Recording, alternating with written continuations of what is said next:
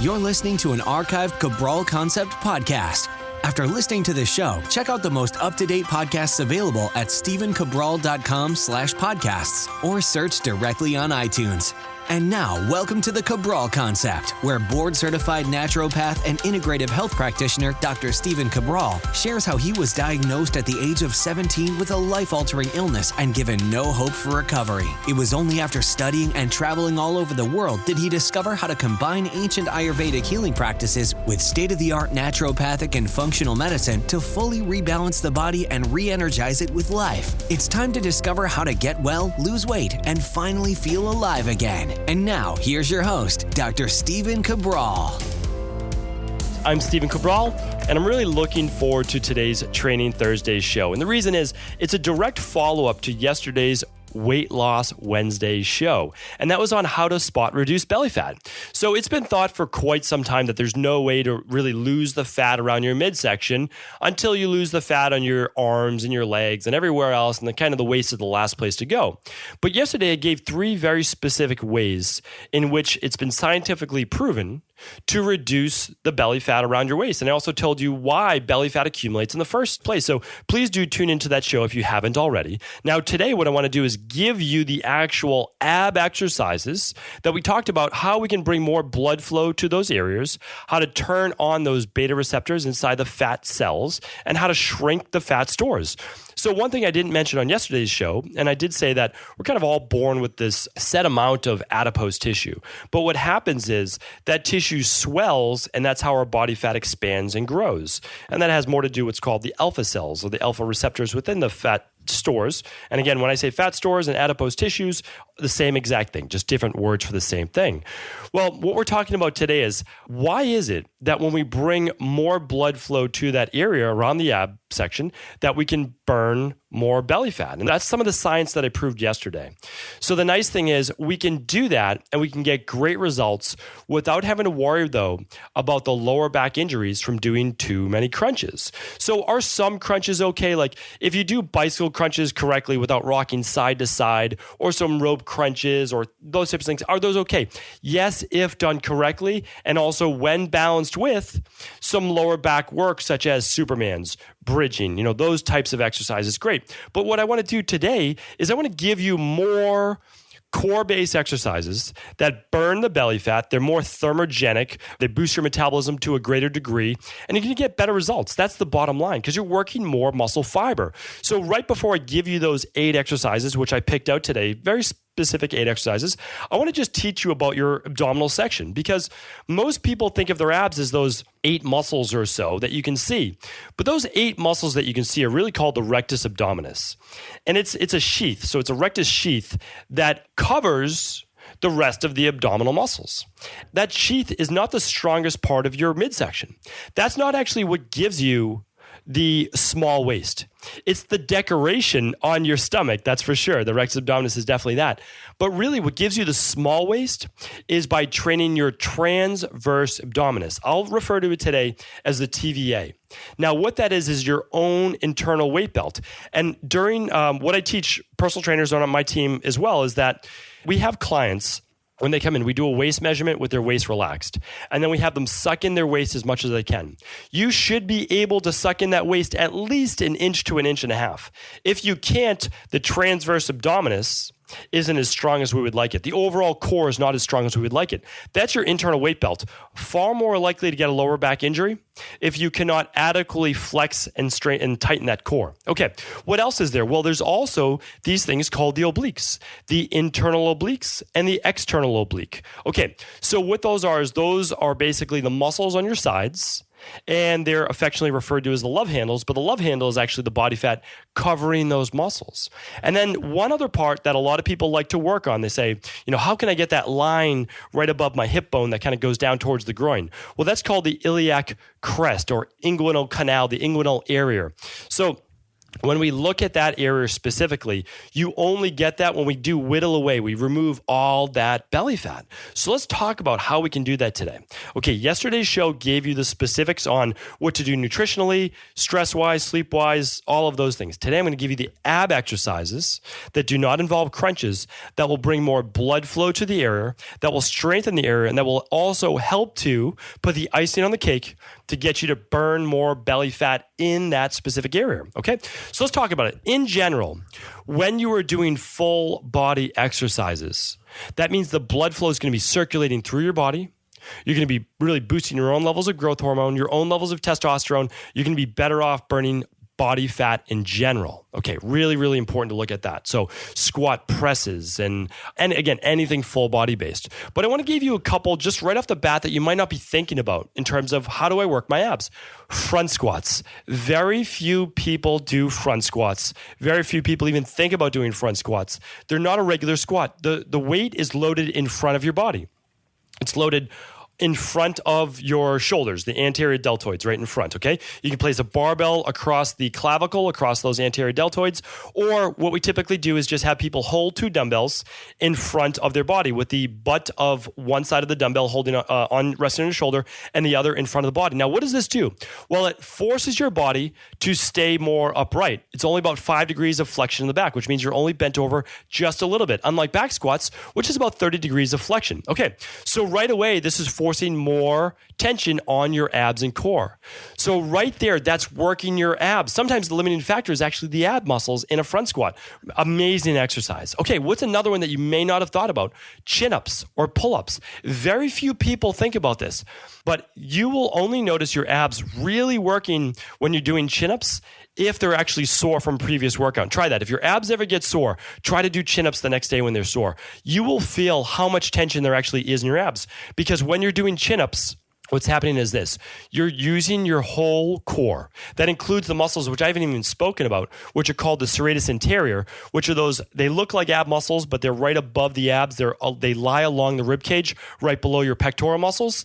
And again, really great athletes have those because they're doing rotational movements. Well, in chin-ups, those get worked as well. Anytime you're doing a row or a back-based movement, and they're also helping to stabilize. Amazing exercise, and also going to get more blood flow going. Now, let's get into ab specific. Okay, most people know about chops, so they've heard about chops, but you can really do chops in so many different ways. So you can do them with bands, you can do them from low to high, you can do them horizontal straight across your body, or you can do them from high to low, and they all serve a function. Some people call them wood choppers. That's a little bit different of a chop, where you can be rotating your hips as well.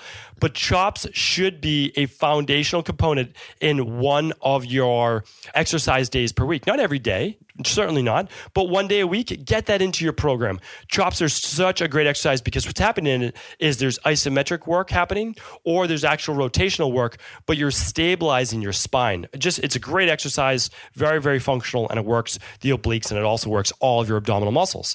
Okay, another great one is a plank. Now, again, most people know about a plank, putting both forearms on the ground, keeping their body out straight. But what about when you advance from that? What about doing a plank with one leg lifted? Try that for 30 seconds on each leg. Amazing for starting to engage those inguinal muscles, okay? So a little bit lower on the abs as well, keeping those hips high enough. Remember, most people let their hips sag. And then what about after that, maybe doing a plank on a ball, both forearms on a ball? Or what about just holding onto it like a push-up position on a ball? You can get very creative with planks. So keep advancing, not more than a minute. Just advance your body's ability to challenge it proprioceptively, which means when you challenge yourself proprioceptively, you mean you change the environment, you change the stimulus coming into your body, you make it a little bit more difficult, okay? So the ball would make a plank more difficult. Raising one leg would make it more difficult. Putting your hands on a BOSU would make it more difficult. So think about that, okay? Don't necessarily increase the time past 1 minute, that's plenty, or maybe 90 seconds, but that's it. Then move the exercise to make it more challenging. All right, oblique twists, another great exercise, very similar to a chop, but what you're doing here a lot of times is sitting down on your glutes, on your butt, and you're either moving a kettlebell side to side, you're moving a medicine ball side to side. You can do it with a band. You can take a medicine ball, low to one side, and then chop it up high across your body and hit a partner's hand or throw it to a partner. You can pass it to a partner. You can hit it against a wall. But oblique twists are an amazing exercise to really start to get more blood flow into the core-based muscles, but also, and a lot of people don't talk about this, but when I studied clinical yoga in Mysore in India, we studied how twisting the obliques actually soothes and massages the internal organs. So really great for that as well. Okay, now one of my favorites coming up right now is called a Brazilian crunch. And remember, this is not a crunch. So I know it has the word crunch in there, but what it is it's, I believe that it originated from capoeira.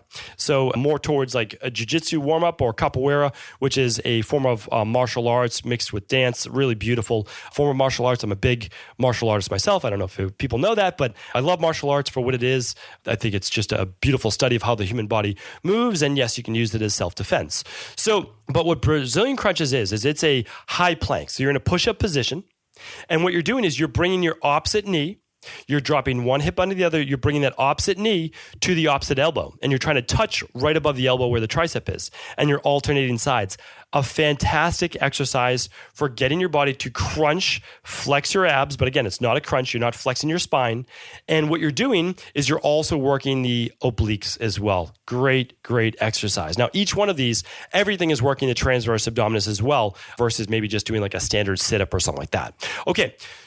Kettlebell swings. Now, I know you know about kettlebell swings. You've heard about them before, but think about it. When you're doing kettlebell swings, you want to be engaging your abs, not on the way down where the kettlebell is swinging through your legs, but you keep your eyes up when you're doing that so that you keep your back neutral. But as you come to the top, you're actually squeezing your glutes. A lot of people forget to flex their glutes as the kettlebell comes to the top and then engage their abs at the same time. That's when you flex your abs during a kettlebell swing. Not on the way down. Okay, everything just stays stable. But what happens is on the way up at your zenith as the peak, you're flexing your glutes. So you get those hips working. And for all my personal trainers and PTs out there, what's going is you're basically leveling out those hips. So you're going from a posterior pelvic tilt, maybe on the way down, to an anterior pelvic tilt, just slightly as you flex those glutes. That helps open and close those hip flexors. Really amazing work for the hip extensors as well, those glutes, as you're pushing through. Okay. And again, you can do any variation of kettlebell swings that you want. One arm, two kettlebell. Sky's the limit. But they all work if you do the exercise with proper form. Now, the last one, really enjoy this exercise as well. Put a mat on the ground. Put like an ARX mat or two ARX mats. Make it a couple inches thick. Now, if you're at a gym, if you're at a basement gym or in your basement, you can just slam it on the floor if you want. But, if you're kind of at your home and you don't want to slam it on the floor, that's okay. But this is a slam exercise. You actually have to hit the ground hard. But now I'm going to talk about this. Hold on to a medicine ball. You're going to bring the medicine ball over your head, and then you're going to actually crunch your abs. But again, not a crunch like you're laying on your back, flexing your whole body. You're actually bending your hips. You're bending your knees a little bit, and you are functionally slamming the ball against the ground, against this mat. Now, hold on to that ball tight. Do not let it bounce up and hit you in the face because your head's going to be coming down with it as well. This is basically like you're swinging an axe overhead and chopping wood. Okay, that's what this looks like. But you have both hands overhead, and you're coming down, again, very functional, and you're slamming and hitting the ground. Why does it help to sometimes hit an object like the ground or the wall with an oblique twist? It helps because you're getting then reactionary forces against the implement, which is the ball, and then through your body as you hold on to it. Now, that forces your abs. Now, counter forces you, right? So you have to counterbalance that with actually flexing your abs more. It's a great exercise. It's a little bit more advanced, but once you strengthen your core with some of these other exercises like chops and planks, then the ab slams can be amazing. Now, do you have to do all of these 8 exercises in a program? No, but pick 1 or 2 each time you do a workout. And that's a great complement to your interval training because you can do it after your interval training or your resistance weight training. It's absolutely fantastic. This right here is the complement to yesterday's show that will get you to help not only tone up, right? So we tone up, we strengthen those muscles, we make a smaller waist because we're strengthening the TVA. But as you begin to whittle away, as you begin to oxidize the the belly fat on top of those abs, then those abs will shine. They'll start to come out. And no matter what, you'll have a smaller waist and you'll also stand up taller, which means right away that looks like you've reduced belly fat because you're not slouched over.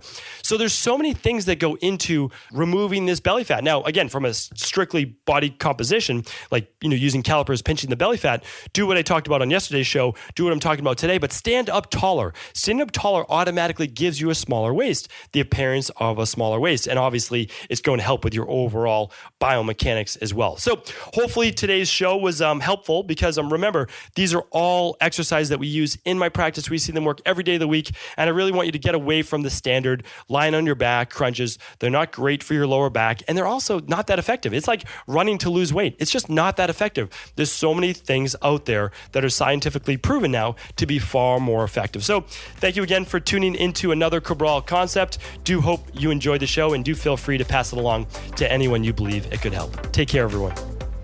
Before you go, I wanted to share a personal story with you. The real reason I began to get well finally is because I figured out what was wrong with me. And that might seem pretty obvious, but I went from doctor to doctor for over 2 years before discovering at-home functional medicine lab testing. These are the labs that enabled me to finally figure out what was wrong with my hormones, blood sugar, electrolytes, and gut health. And once I knew what was wrong, I could then follow a proven plan in order to rebalance my body from the inside out. This is why I believe so strongly in functional medicine lab testing and why I've made it my mission to share these labs with the world. Now at equa.life, you can order an at-home lab test or lab bundle for you and your family and be able to complete it within the week. Plus, the EquaLife difference is that you're not left to try to read and figure out these labs on your own. We explain what your lab numbers mean, what they mean in the much bigger picture, and then how to go about rebalancing your body in order to heal. To see our full selection of lab tests or to set up a free lab selection call to find out what labs may be best for you, simply head on over to equa.life/labs. And do remember, we ship these all over the world. To find out more and to set up your free lab selection call, simply head on over to equa.life/labs. That's EQUI.LIFE/labs.